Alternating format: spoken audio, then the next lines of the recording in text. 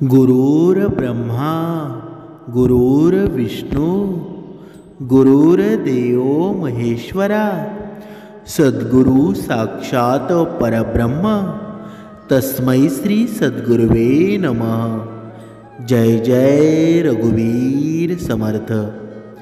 सद्गुरु चरणांना नतमस्तक होऊन आपण या सुंदर सकाळच्या वातावरणामध्ये निरूपणास सुरुवात करूया।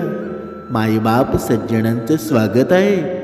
समर्थांनी सांगितलेलं आहे की लक्ष्मी असते ती पापी लोकांवर जास्त प्रसन्न का असते बरं? या जगामध्ये, या विश्वामध्ये बघा, तुम्ही वेगवेगळ्या ठिकाणी असं पाहिलं असेल की जे लोक पाप करत असतात, गैरमार्गाने पैसा कमवत असतात, खोटं बोलून फसवणूक सुद्धा बघा दुसऱ्याची करत असतात, साध्या सरळ स्वभावाच्या लोकांना मूर्ख बनवून धन कमवत असतात, असे लोक अधिक आनंदी आयुष्य जगत असतात। आणि जे लोक लूट करून, बेईमानी करून आणि खरी गोष्ट सांगून खोटी गोष्ट विकतात आणि अशा मार्गाने जे लोक पैसे कमवतात, असे लोक इमानदार लोकांच्या तुलनेमध्ये अधिक सुखी दिसत असतात। असं का होतं? जे लोक धन कमवण्यासाठी फसवणूक आणि हिंसेचा आधार घेतात, अशी लोक दिवसेगणित अधिक प्रगती का करतात बरं? हाच प्रश्न एकदा माता पार्वतीने भगवान भोलेनाथांना विचारला। एक वेळची गोष्ट आहे ही। भोलेनाथ आणि माता पार्वती कैलास पर्वतावर विराजमान होते। दोघांमध्ये सुद्धा वेगवेगळ्या गोष्टींवर चर्चा चालू असायची। माता पार्वती बघा भोलेशंकरांना प्रश्न विचारायची आणि भगवान भोलेनाथ माता पार्वतीला या प्रश्नाचं उत्तर देऊन समाधान करायचे। तेव्हा माता पार्वती भोलेनाथांना विचारते, हे भोलेनाथ, तुम्ही स्वयं या तिन्ही लोकांचे स्वामी आहात, तुम्ही या तिन्ही लोकांचे रचयिता आहात, तुम्ही या तिन्ही लोकांचे पालन करता आहात, कारण ब्रह्म विष्णू महेश या तीनही एकच शक्ती आहेत, तिघेही एकच शक्तीचे वेगवेगळे रूप आहेत। आणि माता पार्वती पुढे म्हणाली, हे देवादिदेव, मला तुमच्याकडून हे जाणून घ्यायचं आहे की या संसारामध्ये जे लोक पापी लोक असतात, अत्याचारी लोक असतात, अहंकारी लोक असतात, जे लोक नेहमी साध्या सरळ स्वभावाच्या लोकांना खूप त्रास देत असतात, असे लोक सुखी का असतात बरं? असे लोक श्रीमंत का असतात बरं? मी असं पाहिलं आहे की असे लोक खूप जास्त धनवान असतात। देवी लक्ष्मी अशाच लोकांवर अधिक प्रसन्न का होते बरं? मला या बाबतीमध्ये तुमच्याकडून जाणून घ्यायचं आहे। जेव्हा भोलेनाथांनी माता पार्वतीचं हे बोलणं ऐकलं, तेव्हा भोलेनाथ म्हणू लागले, हे देवी पार्वती, हा संसार एक महासागर आहे, यामध्ये काय काय घडत असतं ना, याची आपण कल्पनासुद्धा करू शकत नाही। हे देवी, तुमच्या या प्रश्नांचं उत्तर मी तुम्हाला एका उदाहरणाद्वारे नक्कीच देणार आहे। अशा प्रकारे भगवान भोलेनाथ माता पार्वतीसोबत बघा घेऊन पृथ्वीवर भ्रमण करण्यासाठी निघतात।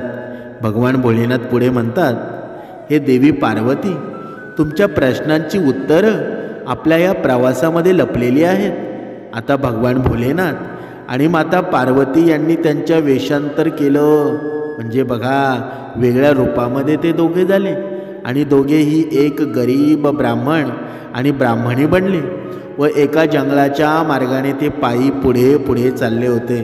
चालता चालता त्यांना मार्गामध्ये एक कापलेल्या झाडाचं मूळ सापडलं, ज्याचा खोड जमिनीपासून थोडा वर होता।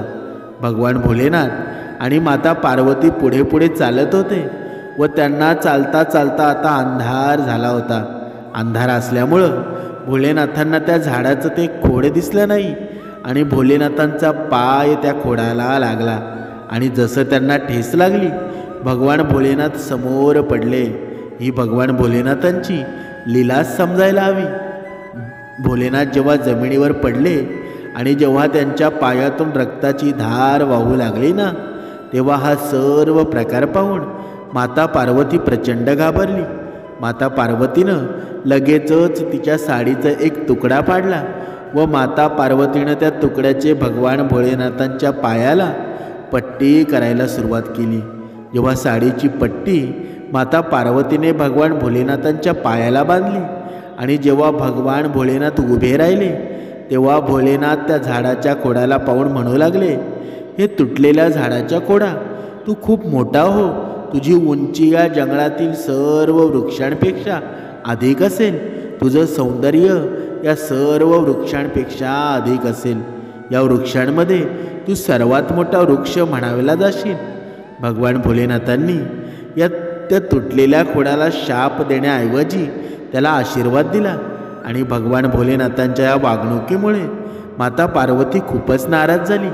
माता पार्वतीला आता याचं खरंच कारण भगवान भोलेनाथांना विचारायचं होतं. तेव्हा माता पार्वती महादेवांना म्हणू लागली, हे भगवंत, तुमची लीलासुद्धा खूपच विचित्र आहे. ज्या झाडाच्या खोडापासून तुम्हाला जखम झाली, ज्यामुळे तुमच्या पायामधून रक्त वाहू लागलं, ज्या वृक्षामुळे तुम्ही खाली पडलात, आज तुम्ही त्याच वृक्षाला इतका सुंदर असा आशीर्वाद कसा बरं दिला? हे भगवंत, तुमची ही माया मी समजू शकले नाही. या गोष्टीचं काय कारण आहे बरं?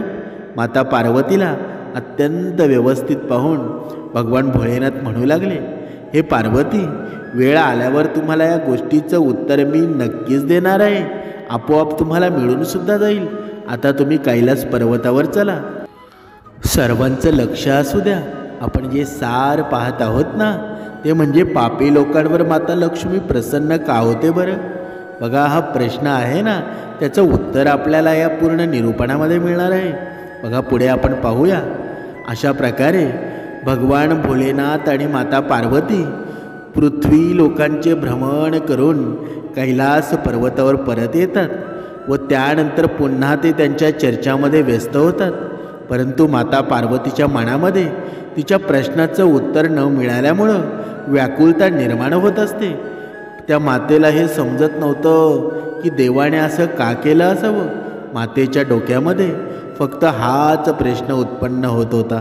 माता पार्वती भगवान भोलेनाथांना म्हणू लागली, हे महादेव, तुम्ही मला हे सांगा की या संसारातील पापी लोक आणि पापी मनुष्य जे अहंकारी आहेत, जे दुष्ट प्रवृत्तीचे आहेत, असे लोक सुखी आयुष्य का बरं जगत असतात आणि दुष्ट लोक असतात ते जास्त समृद्ध असतात? तेव्हा भगवान भोलेनाथ पुन्हा पार्वतीला म्हणतात, हे पार्वती, तुम्हाला तुमच्या या प्रश्नाचं उत्तर वेळ आल्यावर नक्कीच मिळेल. तुम्ही ती वेळ येण्याची वाट पहा. त्याच वेळेला काय होतं, जे झाड होतं, ज्या झाडाला भगवान भोलेनाथांनी खूप चांगला आशीर्वाद दिले होते, आता तो झाड खूप मोठा झाला होता. त्या तुटलेल्या खोडामधून एक अंकुर फुटलं होतं आणि त्यापासून एक मोठं विशाल झाड तयार झालं होतं. तो वृक्ष आता खूप मोठासुद्धा झाला होता आणि त्या जंगलामध्ये जेवढे वृक्ष होते ना, त्या वृक्षांपेक्षा सर्वात उंच तो वृक्ष झाला होता. हळूहळू त्या वृक्षाला मोठमोठ्या फांद्या आल्या आणि त्या घनदाट बनला. दूरपर्यंत त्याची सावळी पसरलेली असायची आणि याच गोष्टीचा त्या वृक्षाला गर्व होऊ लागला. तो त्याच्यापेक्षा छोट्या असणाऱ्या सर्व वृक्षांना पाहून हसत असे, त्यांची मस्करी करत असे.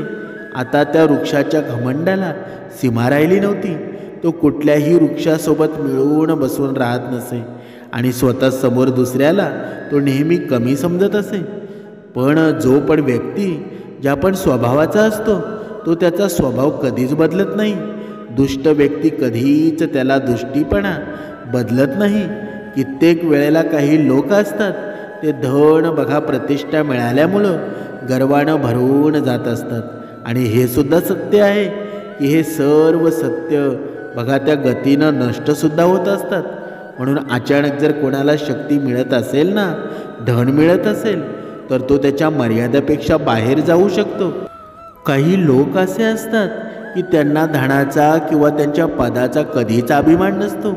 पण तो वृक्ष आता खूप मोठा झाला होता, घनदाट झाला होता आणि त्यामुळं वेगवेगळ्या प्रकारच्या पक्ष्यांना त्या झाडावर त्यांचं घरटं बनवायचं होतं. परंतु तो वृक्ष इतका गर्विष्ठ झाला होता ना की तो जो पण पक्षी त्या वृक्षाच्या फांदीवर त्याचे घरटे बनवण्यासाठी किंवा फक्त बसण्यासाठी जरी येत असेल ना, तेव्हा तो वृक्ष त्या पक्ष्यांना घाबरवून तिथून पळवून लावायचा. त्या वृक्षाला असं वाटायचं की हे सर्व पक्षी माझे सौंदर्य नष्ट करतील, माझ्यावर घरटे बनवतील, दिवस रात्र माझ्यावर विष्ठा करतील. जर हे माझ्यावर राहिले ना तर यांच्यामुळं मी दूषित होऊन जाईल. तो झाड त्या पक्ष्यांना अनेक वेळा घाबरून पळवून लावण्याचा प्रयत्न करत असे, परंतु तरीसुद्धा पक्षी त्या झाडावर त्यांचं घरटं बनवतात. आणि जेव्हा एखादा पक्षी त्या झाडावर त्याचं घरटं बनवत असतं तेव्हा तो झाड तीच फांदी खाली पाडत असे, त्याची पानंसुद्धा खाली पाडत असे. कित्येक वेळेला त्या झाडाने त्या पक्ष्याची अंडी आणि पिलांना सुद्धा खाली पाडलं होतं. आणि या गोष्टीमुळं सर्व पक्षी खूपच दुःखी होते. ते मनातल्या मनामध्ये त्या वृक्षाला खूप वाईट साईड बोलायचे. त्या वृक्षाचं हे बघा दुष्ट कृत्य भगवान भोलेनाथसुद्धा पाहत होते. हळूहळू वसंत ऋतू येतो आणि त्या वृक्षाला पुन्हा एकदा नवीन पानं आणि फांद्या येऊ लागतात.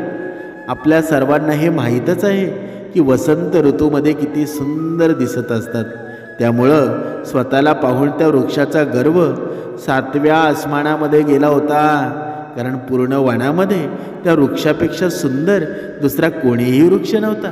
कारण त्या वृक्षाला भगवान भोलेनाथांचं वरदान प्राप्त झालं होतं. त्याला विशाल आणि सुंदर होण्याचं वरदान स्वतः महादेवांनीच दिलं होतं. एका दिवसाची गोष्ट आहे, खूपच जोराचा वादळ येतो आणि त्या वाऱ्याचा वेग इतका जास्त होतो की त्या जंगलातील सर्व वृक्ष अत्यंत भयभीत होऊ लागले. परंतु तो सुंदर वृक्ष ज्याला भगवान भोलेनाथांनी आशीर्वाद दिला होता तो त्याच्या गर्वामध्ये होता. तो हसत होता. त्याच्यापेक्षा छोटे जेवढे वृक्ष होते ना सर्वजण मिळून मिसळून एकत्र राहत होते आणि तो वृक्ष त्या जंगलामध्ये एकटा उभा होता. त्याला त्याच्या विशाल असण्यावर खूप घमंड होता. परंतु आज त्याचं हे विशाल स्वरूप त्याच्यासाठी एक मोठं संकट घेऊन आलं होतं. त्या भयानक अशा वादळामध्ये तो वृक्ष स्वतःला वाचवण्यासाठी असमर्थ ठरला आणि त्या वादळामध्ये त्या वृक्षाला मुळापासून खाली पाडलं आणि कमीत कमी 50 ते 100 क्विंटल माती त्या मुळासोबत जमिनीतून वर आली. तो वृक्ष जमिनीला 5 फुटापर्यंत खोल खड्डा बनवून जमिनीवरून खाली पडला. आज त्याचं मोठं असणं त्याच्यासाठी एक मोठं शाप ठरला होता. वृक्ष आता जमिनीवर पडला होता. त्याच मार्गावरून बघा, लक्ष देऊन ऐका, ही गोष्ट कथा म्हणून ऐकू नका, कारण याच्यामध्ये जे सार आहे ना ते आपल्याला पाहायचं आहे की पापी लोकांवर माता लक्ष्मी का प्रसन्न होते. बघा, ते वृक्ष जमिनीवर पडलेलं असतं आणि त्याच मार्गावरून पुन्हा भगवान भोलेनाथ आणि माता पार्वती पृथ्वीचं भ्रमण करण्यासाठी निघतात. माता पार्वतीला भगवान भोलेनाथांकडून त्यांच्या प्रश्नाचं उत्तर जाणून घ्यायचं होतं आणि म्हणूनच माता पार्वती आणि भगवान भोलेनाथांना म्हणाली, हे भगवंत, मला हेच समजत नाही की तुम्ही माझ्या प्रश्नाचं उत्तर कधी देणार आहात बरं. तेव्हा भगवान भोलेनाथ म्हणू लागले, हे पार्वती, आज आपण या पृथ्वी लोकांचं भ्रमण करण्यासाठी जाऊया. त्यानंतर बोलत बोलत भगवान भोलेनाथ आणि माता पार्वती जंगलाच्या मार्गाने पृथ्वीचे भ्रमण करण्यासाठी निघाले. ज्या रस्त्यामध्ये तो विशाल वृक्ष मुळासकट खाली पडला होता तिथेच भगवान भोलेनाथ आणि पार्वती थांबतात. जेव्हा त्या वृक्षाला खाली पडलेलं माता पार्वतीनं पाहिलं तेव्हा माता पार्वती भगवान भोलेनाथांना म्हणू लागली, हे देवादिदेव, तुमची लीला खूपच विचित्र आहे. बघा, हा किती सुंदर वृक्ष आहे, किती विशाल वृक्ष आहे. ज्या जंगलामध्ये याच्यासारखा एकही वृक्ष नाही. हा वृक्ष सर्वात मोठा आहे, सर्वात सुंदरसुद्धा आहे आणि त्याची सावळी किती सुंदर असेल, किती शीतळ असेल, परंतु वादळाने याच्यासोबत खूप वाईट केलं आहे.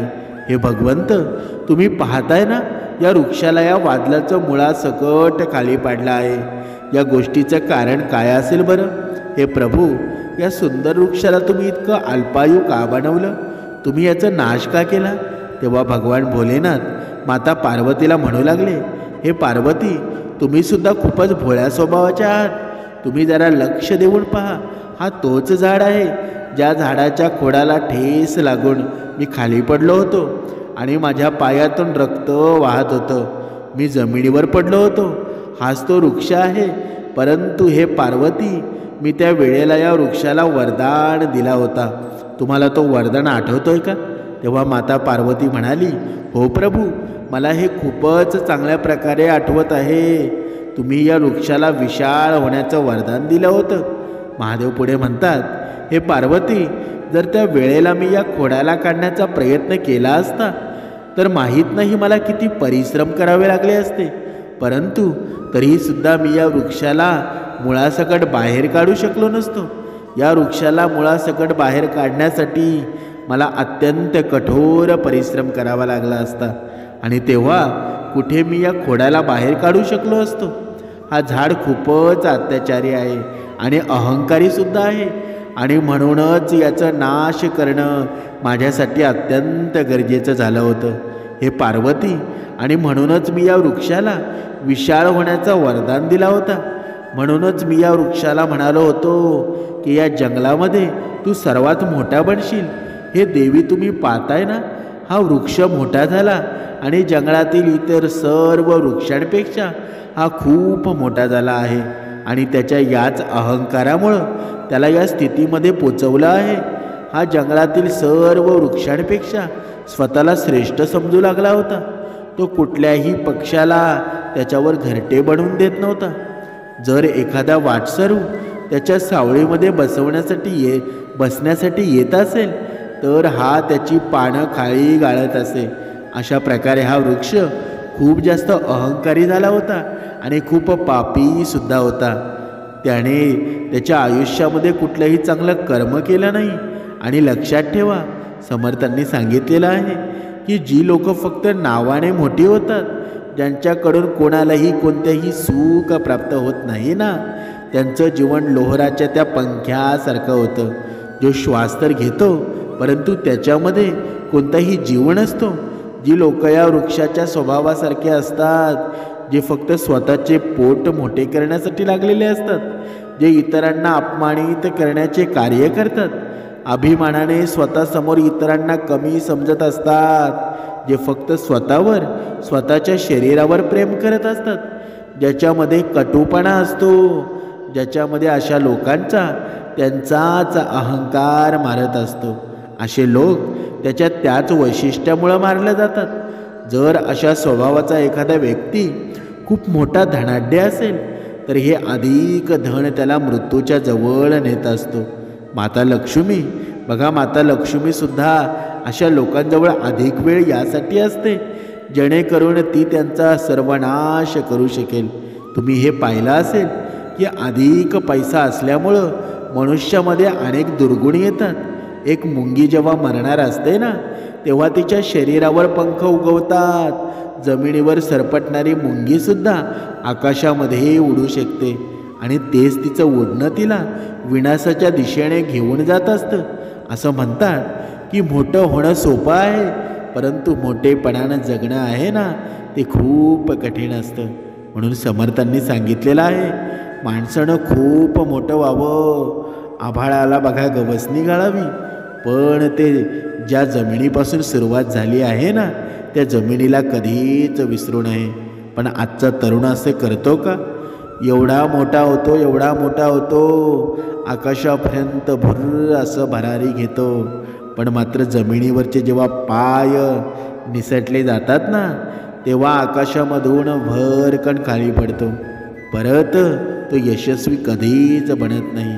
आणि म्हणूनच इथे त्या वृक्षाचं तसं वातावरण झालं, म्हणून विनाशाच्या दिशेने घेऊन जात असतं.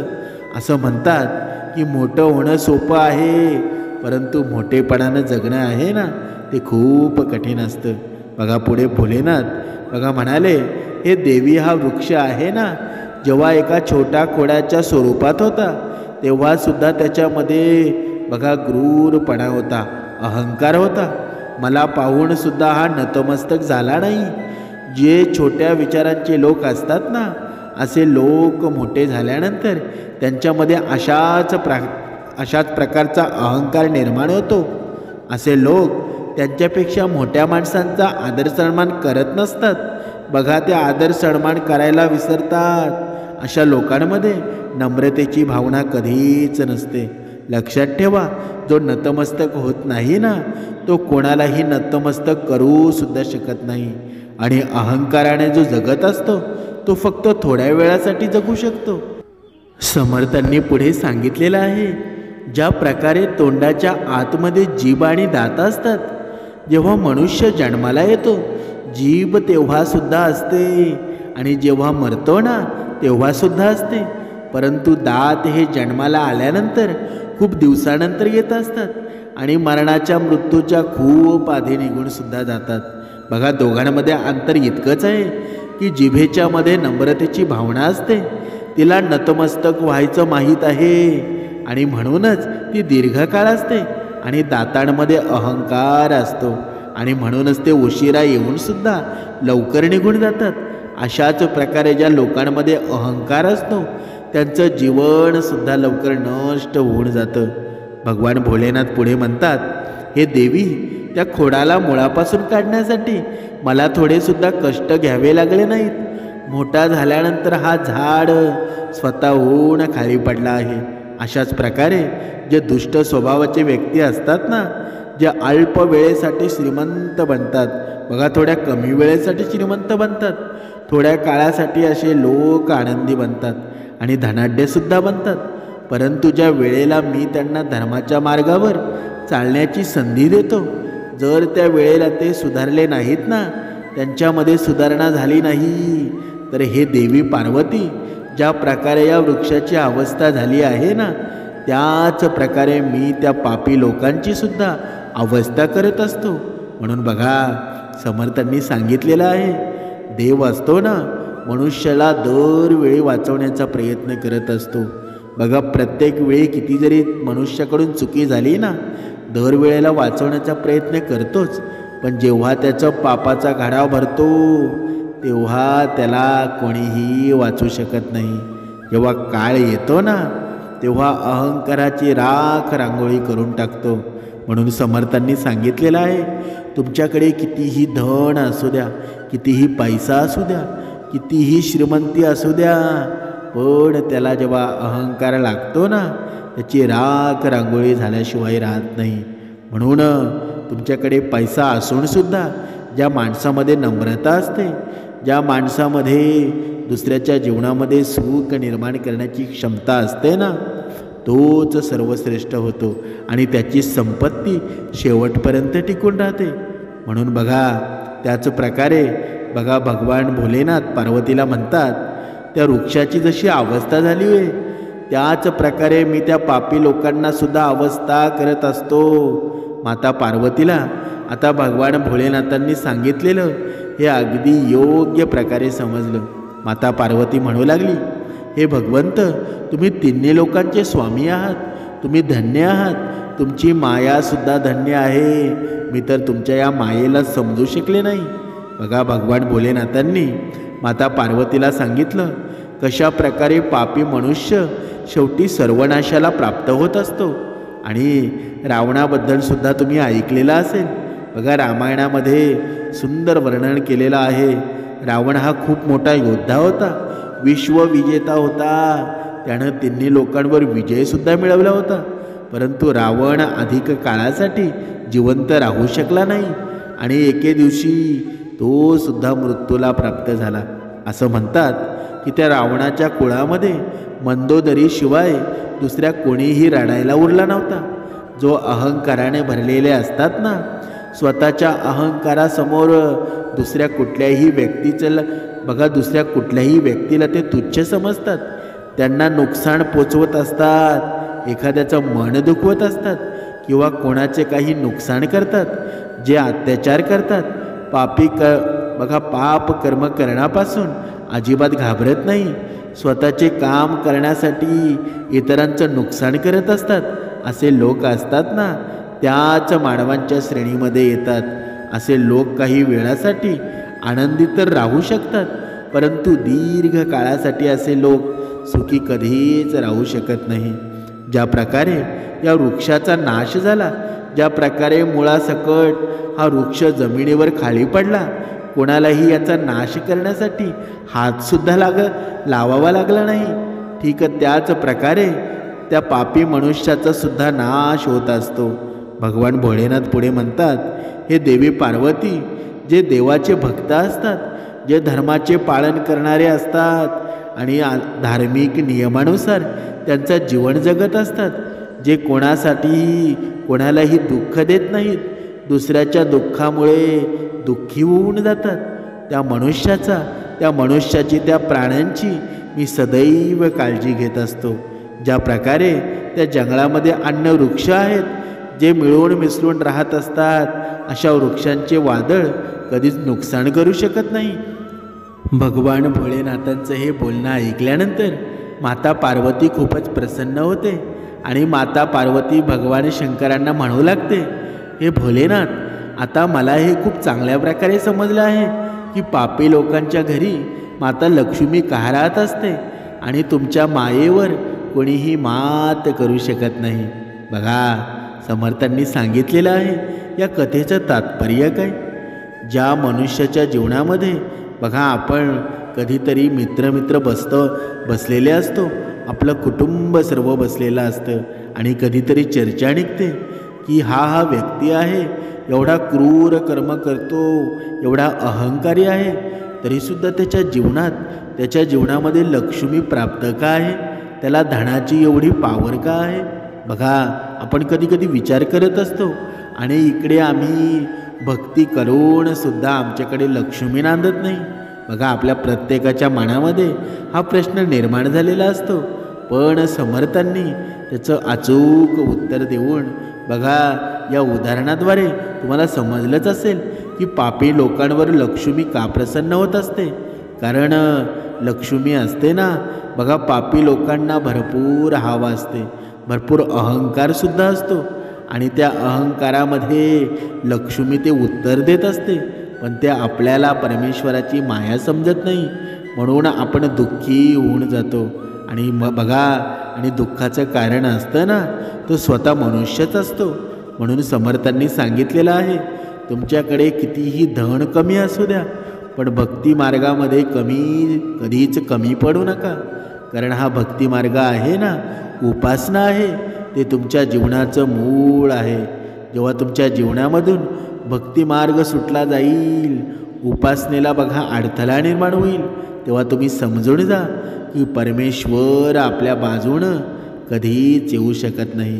कारण का, बघा, तुम्ही विचार करा, जोपर्यंत तुमच्या जीवनामध्ये भक्तिमार्ग घडत नाही तोपर्यंत तुमच्या जीवनात सुख नक्कीच येणार आहे, तुमच्या जीवनात दुःखसुद्धा नक्कीच येणार आहे. पण त्या दुःखाला सामोरे जाण्यासाठी हे बळ परमेश्वर देत असतो.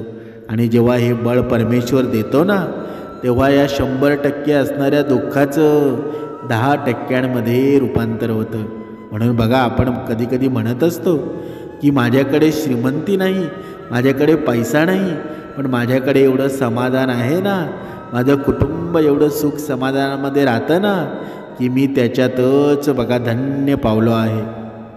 म्हणून समर्थांनी सांगितलेलं आहे, प्रत्येक भक्ताला सांगितलेलं आहे, तुझ्याकडे धन नाही ना, तुझ्याकडे लक्ष्मी नाही ना, तू एवढी चिंता करत बसू नकोस. कारण ज्या घरामध्ये नारायणासोबत लक्ष्मी येते ना, परमेश्वरासोबत लक्ष्मी येते ना, ती लक्ष्मी कधीच घर सोडून बाहेर जात नाही.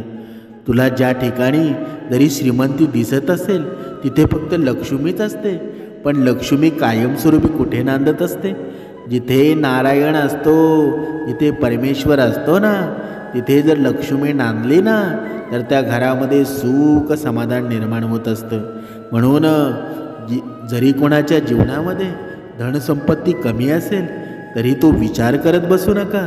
कारण परमेश्वर एवढासुद्धा वेडा नाही की माझ्या भक्ताला एवढासुद्धा गरीब ठेवेल. एक ना एक दिवस ती लक्ष्मी येईल ना, ती भगवंतासोबतच तुमच्यासोबत येणार. त्याच्यामुळं ही चिंता करू नका, कसल्या ह्या चिंता मायाजाळामध्ये अडकवू नका. जे योग्य आहे ना, ते भगवंत तुमच्यासोबत नक्कीच करणार आहे. तुम्हाला जे हवं आहे त्याच्यापेक्षा अति सुंदर तुमचं जीवन करणार आहे. म्हणून कोणत्याही आमिषाला बळी पडू नका. जरी तुम्हाला वर कोणाचं आयुष्य चांगलं दिसत असेल ना, तरी आतून ते पोखरलेलं आहे, ही एकच गोष्ट लक्षात ठेवा. आणि जेव्हा ही गोष्ट तुमच्या लक्षात येईल ना, तेव्हा तुम्ही स्वतःला एवढे धन्य समजाल ना, की मी या भक्ती मार्गामध्ये आहे, याचा मला गर्व आहे. म्हणून परमेश्वराने प्रत्येक भक्ताला सांगितलेलं आहे, माझी भक्ती जर तुम्हाला करायची असेल ना, तर मनुष्याने मनुष्याच्या जीवनामध्ये आनंद निर्माण करणं हीच माझी भक्ती आहे. दुसऱ्याच्या बाबतीत मनामध्ये चांगली भावना ठेवणं हीच माझी भक्ती आहे. नुसतं भक्तीचं अवडंबर करू नका, ते मला आवडतसुद्धा नाही. दुसऱ्याची मदत करा. जेव्हा तुम्ही दुसऱ्याच्या जीवनामध्ये आनंद निर्माण कराल ना, तेव्हा माझी आपोआप भक्ती घडली जाईल. पण आजचा मनुष्य तसा करतो का? या भक्तीसाठी बघा, जेव्हा श्रवण करूनसुद्धा माणूस अत्याचार करतो ना, ते सर्वात मोठं पाप आहे. श्रवण करूनसुद्धा मनुष्य चोरी करतो, ते सर्वात मोठं पाप आहे. जर तुम्हाला असं वाटत असेल की मी श्रवण करून भक्तिमार्ग करून, बघा इकडे भक्तिमार्ग करायचा आणि दुसऱ्याकडे चोरी करायची, दुसऱ्याच्या जीवनामध्ये दुःख निर्माण करायचं आणि परत दान धर्म करायचा, तर त्याच्यामध्ये तुमचं पापांचं रूपांतर सुखामध्ये कधीच होऊ शकणार नाही. म्हणजे अगोदर करायचं पाप आणि नंतर बघा ते पाप मिटवायचा प्रयत्न करायचा, हे कधीच शक्य नाही. ज्याची सुरुवात चांगल्याने होते ना, त्याचा शेवटसुद्धा चांगला होत असतो. म्हणून दुसऱ्याच्या जीवनामध्ये सुख निर्माण करा. तुमच्या जीवनामध्ये सुख निर्माण झाल्याशिवाय राहणार नाही. जय जय रघुवीर समर्थ.